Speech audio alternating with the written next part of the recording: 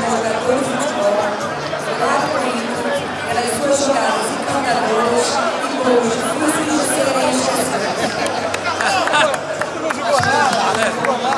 Boa tarde, gente. Rapidinho. Olha, isso veio um filme muito grande na minha cabeça.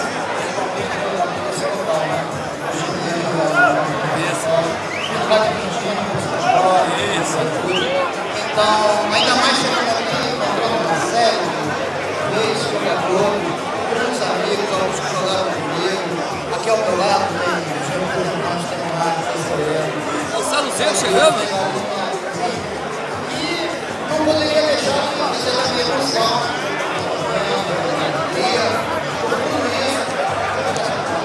Pode ter certeza que ele tem um cantinho bem especial na minha casa, mas muito mais importante. Muito obrigado a você. Aí, deixa eu mostrar aqui. Aí, ó. Essa aí é pra... Vai, galinha! Vai, agora vai, galinha! Você é o mais novo! Vai aqui na frente, galinha! Olha lá o goleiro, olha lá o goleiro! Queremos homenagear uma das figuras mais ilustres do Clube Pau Ferro, nosso querido amigo Djalma Cavalcante. Nós estamos entregando a medalha, que é o nosso símbolo. O Djalma sempre fez questão de receber essa medalha.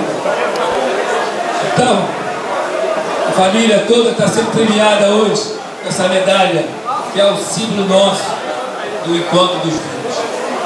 É uma coisa triste, mas eu tenho que ter saudade da autoestima.